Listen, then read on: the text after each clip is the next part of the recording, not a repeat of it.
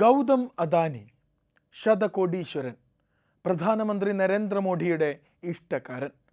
കുറഞ്ഞ കാലം കൊണ്ട് തന്നെ ഇന്ത്യയിൽ നിന്ന് അതിസമ്പന്നരുടെ പട്ടികയിലേക്ക് സ്ഥാനക്കയറ്റം നേടിയ വ്യവസായി. പലപ്പോഴും വിവാദങ്ങൾക്ക് വഴിവെച്ച ഒട്ടേറെ വാർത്തകൾ അദാനിക്കെതിരെ പുറത്തു വന്നിട്ടുണ്ട്. ചിലപ്പോഴൊക്കെ വഴിവിട്ട ഇടപാടുകൾ നടത്തുന്നുണ്ടെന്ന പഴി കേൾക്കാറുമുണ്ട്. ഇപ്പോൾ അമേരിക്ക ഗൗതം അദാനിക്കെതിരെ കുറ്റം ചുമത്തിയിരിക്കുകയാണ്. വിശദാംശങ്ങൾ നോക്കാം. Fact and focus. അമേരിക്കയിലെ അറ്റോർണി ഓഫീസും സെക്യൂരിറ്റി ആൻഡ് എക്സ്ചേഞ്ച് കമ്മീഷനുമാണ് ശതകോടീശ്വരനായ ഗൗതം അദാനിക്കെതിരെ കേസെടുത്തിട്ടുള്ളത്. വഞ്ചന, അഴിമതി, ഗൂഢാലോചന ഇങ്ങനെ തുടങ്ങി ഗുരുതരമായ കുറ്റങ്ങളാണ് അദ്ദേഹത്തിന് മേൽ ചുമത്തപ്പെട്ടിട്ടുള്ളത്. ഗൗതം അദാനി, തൻ്റെ സഹോദരപുത്രൻ സാഗർ അദാനി ഇങ്ങനെ തുടങ്ങി 8 പേർക്ക് ന്യൂയോർക്കിലെ കോടതി അറസ്റ്റ് വാറണ്ടും പുറപ്പെടുവിച്ചിട്ടുണ്ട്. Arrest warrant foreign law enforcement ഏജൻസികൾക്ക് കൈമാറുമെന്നാണ് റോയിട്ടേഴ്സ് റിപ്പോർട്ട് ചെയ്യുന്നത്. എന്താണ് അദാനി ചെയ്ത കുറ്റം എന്ന് നോക്കാം. ഇന്ത്യൻ ഗവൺമെൻറ്റിന് 12 ഗിഗാവാട്ട് സോളാർ പവർ വിൽക്കാൻ 2 കമ്പനികളുമായി കരാറുണ്ടാകുന്നു. അതിലൊന്ന് അദാനി ഗ്രീൻ എനർജി ലിമിറ്റഡ് എന്ന കമ്പനിക്കാണ്. 12 ഗിഗാവാട്ട് സോളാർ പവർ എന്നൊക്കെ പറഞ്ഞാൽ ദശലക്ഷക്കണക്കിന് വീടുകളും ബിസിനസ്സുകളും ചലിപ്പിക്കാൻ ആവശ്യമായ ഊർജ്ജമുണ്ട്. ഈ കരാർ അദാനി നേടി എന്ന് മാത്രമല്ല, അദാനി ഗ്രീൻ എനർജി ലിമിറ്റഡിലേക്ക് അമേരിക്കയിൽ നിന്ന് ഈ കരാർ മുൻനിർത്തി വൻതോതിൽ നിക്ഷേപം സ്വീകരിക്കുകയാണ് ഗൗതം അദാനി. അദാനി നേരിട്ട് അമേരിക്കയിലെത്തി, നിക്ഷേപകരെ കണ്ടു, ഈ കരാറിൻ്റെ ലാഭസാധ്യത അവരെ ബോധ്യപ്പെടുത്തി. അങ്ങനെ നിക്ഷേപവും കയ്യിലാക്കി. കഴിഞ്ഞ 5 വർഷമായി $175 മില്യൺ വാൾസ്ട്രീറ്റിലെ നിക്ഷേപകർ ഈ പദ്ധതി ലക്ഷ്യം മുൻനിർത്തി മാത്രം അദാനിക്ക് വേണ്ടി നിക്ഷേപിച്ചിട്ടുള്ളത്. പക്ഷേ ഇന്ത്യയിലെ ഈ വലിയ പ്രോജക്റ്റ് അദാനി കമ്പനിക്ക് ലഭിച്ചത് തന്നെ കൈക്കൂലിയായി ഗവൺമെൻറ് ഉദ്യോഗസ്ഥർക്ക് കോടിക്കണക്കിന് രൂപ നൽകിയാണ് എന്നാണ് ഇപ്പോൾ അമേരിക്കയിൽ പുറത്തു വന്ന കുറ്റപത്രം പറയുന്നത്. ബില്യൺ കണക്കിന് ഡോളർ ലാഭം ലഭിക്കുമെന്ന് പ്രതീക്ഷിച്ച് സൗരോർജ്ജ കരാറുകളും അതുമായി ബന്ധപ്പെട്ട സാമ്പത്തിക സഹായങ്ങളുമെല്ലാം അദാനിയുടെ ഗ്രീൻ എനർജി ലിമിറ്റഡ് കമ്പനിക്ക് ലഭിക്കാൻ $265 മില്യൺ അദാനി ഗവൺമെൻറ് ഉദ്യോഗസ്ഥർക്ക് കൈക്കൂലിയായി നൽകിയത്.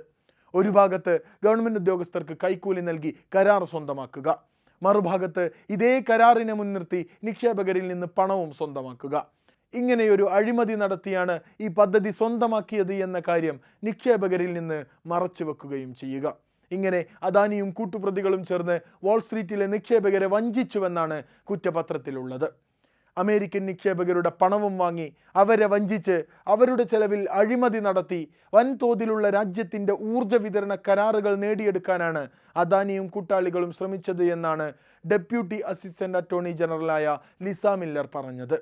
കുറച്ചുകൂടി കടുത്ത ഭാഷയിലായിരുന്നു അമേരിക്കൻ അറ്റോർണി ജനറലായ ബ്രിയോൺ പീസിൻ്റെ പ്രതികരണം. സമഗ്രമായ ഞങ്ങളുടെ സാമ്പത്തിക വിപണി ഉപയോഗപ്പെടുത്തി സ്വയം പണമുണ്ടാക്കാൻ വിശാലമായ പദ്ധതി ആസൂത്രണം ചെയ്യുകയായിരുന്നു അദാനിയും കൂട്ടാളികളും എന്നാണ് അദ്ദേഹം പറഞ്ഞു വെച്ചത്. സമാനമായ രീതിയിൽ അമേരിക്കയിലെ ഓഹരി നിയമങ്ങളിലുള്ള വഞ്ചനാവിരുദ്ധ വ്യവസ്ഥകൾ ലംഘിച്ചതിൻ്റെ പേരിൽ അദാനിക്കും 2 കൂട്ടുപ്രതികൾക്കുമെതിരെ US security and exchange commission കേസെടുത്തിട്ടുണ്ട്. അവർ അദാനിക്കുമേൽ കടുത്ത പിഴയും മറ്റു നിയന്ത്രണങ്ങളും ചുമത്താനിരിക്കുകയാണ്.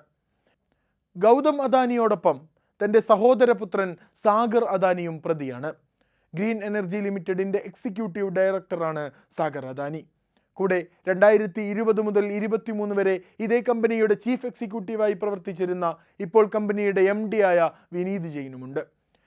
2021 ഈ കരാർ നടക്കുന്നത്. അന്ന് തന്നെ അദാനി കമ്പനികൾ സമർപ്പിച്ച രേഖകളിൽ അഴിമതി വിരുദ്ധ പ്രവർത്തനങ്ങളെക്കുറിച്ചുള്ള പ്രസ്താവനകൾ പോലുമുണ്ട്.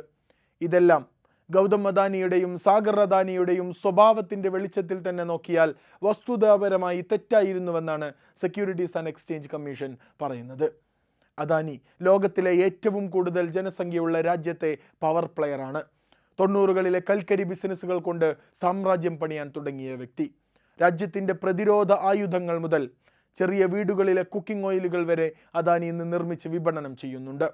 2014 ഭരണമാറ്റത്തിന് ശേഷം ഭരണകൂടത്തിൻ്റെ ഇഷ്ടക്കാരനായി അദാനി വളർന്നു വന്നത് എങ്ങനെയാണെന്ന് ഈ രാജ്യം കണ്ടതാണ്. കഴിഞ്ഞ വർഷം ഓഹരികളിൽ കൃത്രിമം കാണിച്ചുവെന്ന് ഹിഡൻബർഗ് റിപ്പോർട്ട് അദാനിക്കെതിരെ പുറത്തു വന്നതാണ്. കോൺഗ്രസ് നേതാവ് ജയറാം രമേശ് അടക്കമുള്ളവർ അന്നു മുതൽ തന്നെ അദാനിയുടെ ഇടപാടുകളിൽ ജോയിന്റ് പാർലമെന്റ് കമ്മിറ്റി അന്വേഷിക്കണമെന്ന് ആവശ്യപ്പെട്ടിട്ടുണ്ടായിരുന്നു. ഇത്രയെല്ലാം ആരോപണങ്ങൾ ഉയർന്നിട്ടും സെബിയും ഒരു അന്വേഷണത്തിന് പോലും മുതിരാത്തതും ശ്രദ്ധിക്കേണ്ട കാര്യമാണ്. അമേരിക്കയിൽ ഡൊണാൾഡ് ട്രംപിന്റെ വിജയത്തിന് ശേഷം $10 ബില്യൺ നിക്ഷേപവും 10,000-കണക്കിന് തൊഴിലവസരങ്ങളുമാണ് അദാനി അമേരിക്കയിൽ വാഗ്ദാനം ചെയ്തിട്ടുള്ളത്. പക്ഷേ അമേരിക്കൻ നിക്ഷേപകരെ വഞ്ചിച്ച വാർത്ത പുറത്തു വന്നതോടെ ഇനി അദാനിയുടെ വാൾ സ്ട്രീറ്റ് സ്വാധീനം എന്താകുമെന്ന് കണ്ടറിയണം. ഇപ്പോൾ തന്നെ ഓഹരി വിപണിയിൽ അദാനി ഷെയറുകളുടെ വിലയിൽ കനത്ത ഇടിവുണ്ടായിട്ടുണ്ട്. ഹിഡൻബർഗ് റിപ്പോർട്ട് പോലെ താൽക്കാലിക ഇടിവായി ഇപ്പോഴത്തെ ഇടിവിനെ കാണാനാകില്ല. കാരണം ഇന്ത്യയിൽ അഴിമതി നടത്തിയാണ് കരാർ നേടിയത് എന്നത് വിപണിയുടെ ആശങ്കയെയല്ല. സർക്കാരും അദാനിയും തമ്മിലുള്ള ബന്ധമറിയുന്ന ആർക്കും അതിൽ ആശങ്കയുണ്ടാവുകയുമില്ല. പക്ഷേ തങ്ങളുടെ സമ്പദ് വ്യവസ്ഥയെ വഞ്ചിച്ചുവെന്ന് അമേരിക്ക പറഞ്ഞത് പ്രശ്നമാണ്. അറസ്റ്റ് വാറണ്ട് പോലും വന്നത് അതിലേറെ പ്രശ്നമാണ്. ഈ പ്രശ്നത്തിൻ്റെ പേരിൽ മാത്രം ഒറ്റ ദിവസത്തിനിടെ $10 ബില്യൺ ഇതുവരെയുള്ള അദാനിയുടെ സാമ്പത്തിക നഷ്ടം. സർക്കാരിൻ്റെ ഇഷ്ടത്തോടനായ ഈ ശതകോടീശ്വരനെ പിടികൊടുക്കാതെ ഇന്ത്യ എങ്ങനെ സംരക്ഷിക്കുമെന്നതാണ് കാത്തിരുന്നു കാണേണ്ടത്.